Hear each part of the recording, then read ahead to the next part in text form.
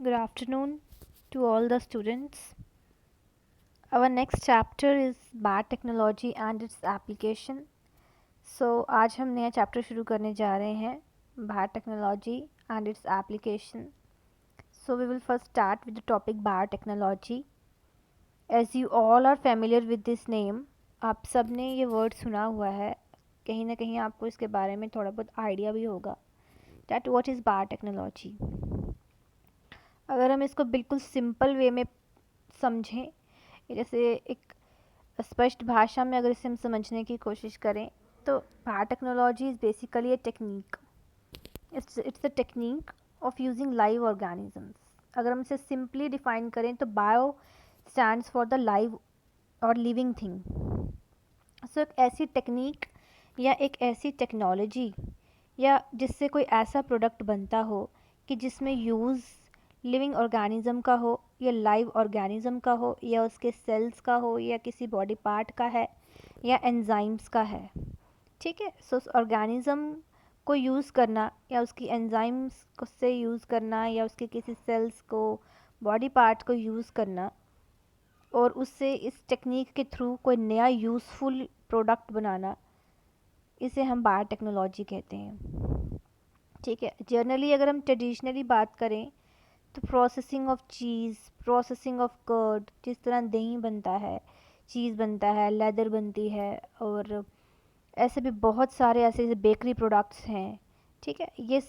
ये भी एक तरह से बायोटेक्नोलॉजी ही है, but it is a natural way में और ट्रेडिशनल वे में अगर हम बात करें तो जैसे अगर हम दही की बात करें तो दूध से जिस तरह दही बनता है, सो वहाँ पे आपको पता ही है बैक्टीरिया लैक्टोबैसिलस की वजह से ही दही की जो हम जाग जमाते हैं तो दही बनता है.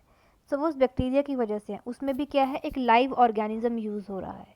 ठीक है. एक ऑर्गेनिजम्स हैं जैसे कि बैक्टीरियस है, जैसे बैक्टीरिया, उस लाइव ऑर्गेनिज्म का यूज़ हो रहा है और एक तरह से एक यूज़फुल प्रोडक्ट हमें मिल रहा है दही, जिसमें बहुत प्रोटीन है and it is very much considered. It's probiotic and इसके जितने भी इसमें मात्रा है प्रोटीन की काफ़ी हाई रहती है. सो ये भी एक तरह से बायोटेक्नोलॉजी ही है.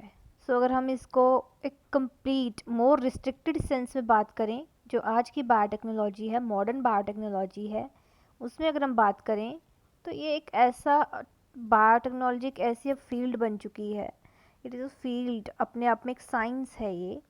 तो इसमें क्या है कि जेनेटिकली मॉडिफाइड ऑर्गेनिजम्स को बनाते हैं, माइक्रोब्स तैयार किए जाते हैं, fungi, plants, animals, industrial scale extractions पे काम होता है. जितने भी बायोफार्मास्यूटिकल्स हैं, बायोलॉजिकल्स हैं, एग्रीकल्चर में भी इसका यूज़ हो रहा है, प्रोसेस्ड फूड्स में इसका यूज़ हो रहा है, बायो रेमिडिएशंस में यूज़ हो रहा है, किसी तरह से वेस्ट को रिमूव करना हो, वेस्ट ट्रीटमेंट में इसका यूज़ हो रहा है और एनर्जी प्रोडक्शन में इसका यूज़ हो रहा है. ठीक है. सो बायोटेक्नोलॉजी ये भी है.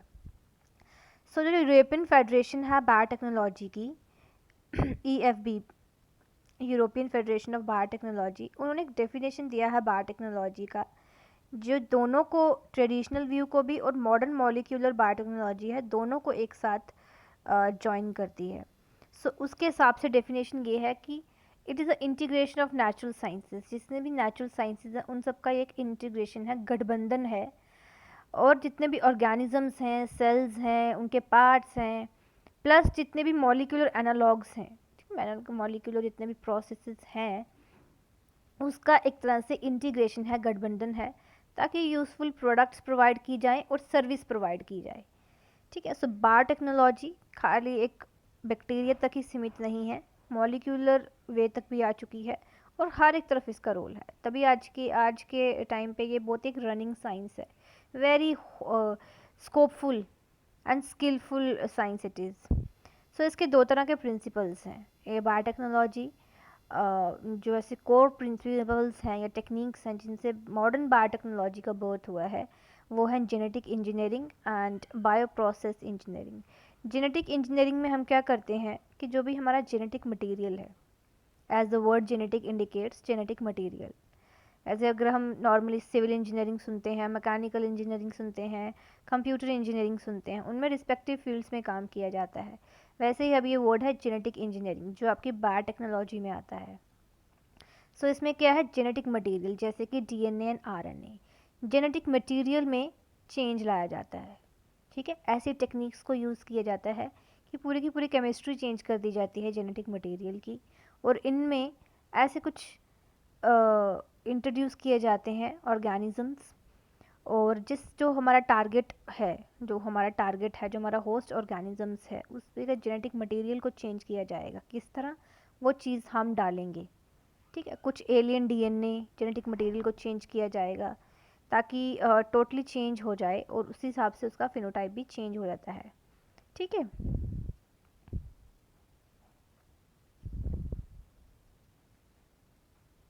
नेक्स्ट है बायोप्रोसेस इंजीनियरिंग। बायोप्रोसेस इंजीनियरिंग में क्या होता है, इसमें हम टेक्निक्स के थ्रू एक तरह से केमिकल इंजीनियरिंग वाले प्रोसेस को इस तरह से इनिशिएट करते हैं ताकि जो हमारे डिज़ायर्ड जितने भी ऑर्गेनिजम्स हैं, जो हमें डिज़ायर्ड कोई यूकैरियोटिक सेल है या माइक्रोब है जिसकी हमें डिज़ायर है, केमिकल्स के थ्रू, मतलब केमिकल इंजीनियरिंग के प्रोसेस के थ्रू हम उसको लार्ज क्वांटिटीज़ में बना सकें। ठीक है, ताकि ज़्यादा से ज़्यादा बायोटेक्नोलॉजिकल प्रोडक्ट्स बन सकें, जैसे कि एंटीबायोटिक्स जैसे बनाए जाते हैं, वैक्सीन्स तैयार की जाती हैं, एंजाइम्स बनाई जाती हैं।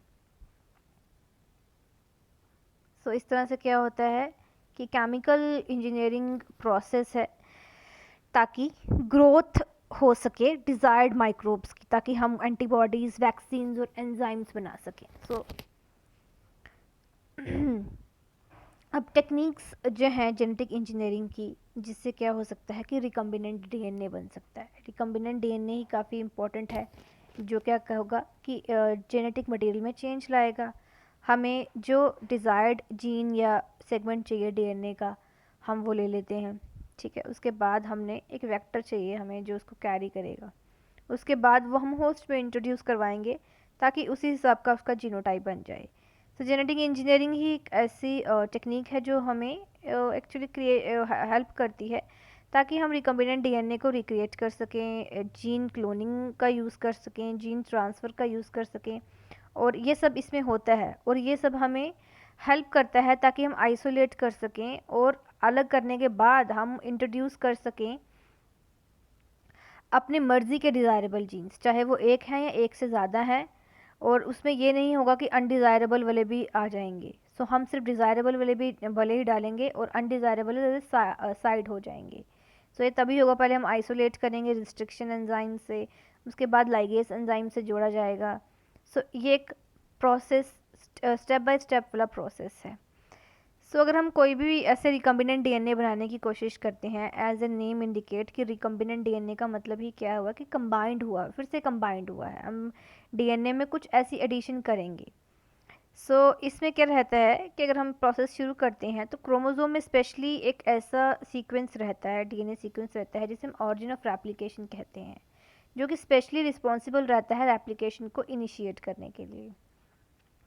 सो किसी भी मल्टीप्लिकेशन के लिए, ताकि कोई भी एलियन पीस है डीएनए का, मतलब जो हम बाहर से इंट्रोड्यूस करवा रहे हैं अपने होस्ट में ऑर्गेनिज्म के अंदर, उसको उस पार्ट में लाना बहुत ज़रूरी है जो कि आपका ऑरिजिन ऑफ रेप्लिकेशन है, ताकि वो पार्ट उस पार्ट में आएगा, ऑरिजिन ऑफ रेप्लिकेशन में आएगा, और फिर उसके पास उसका एक स्पेसिफिक सीक्वेंस होगा ऑरिजिन ऑफ रेप्लिकेशन, और फिर एलियन डीएनए जो है जब ऑरिजिन ऑफ रेप्लिकेशन से कनेक्ट हो जाएगा तो एलियन ऑफ जो पीस है डीएनए का, वो भी अपने आप को रेप्लिकेट कर सकता है और मल्टीप्लाई कर सकता है होस्ट ऑर्गेनिज्म के अंदर, और इस तरह से आगे प्रोसेस शुरू होता है।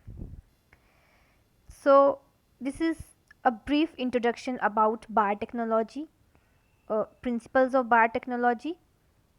सो बायोटेक्नोलॉजी क्या है एंड उसके प्रिंसिपल्स क्या हैं, आपको इस लेक्चर में समझ आ गया होगा। इसके आगे रिकम्बिनेंट डीएनए और उसकी टेक्निक्स और उसके टूल्स हम कल कंटिन्यू करेंगे। आज के लिए इतना ही। Thank you and God bless you all.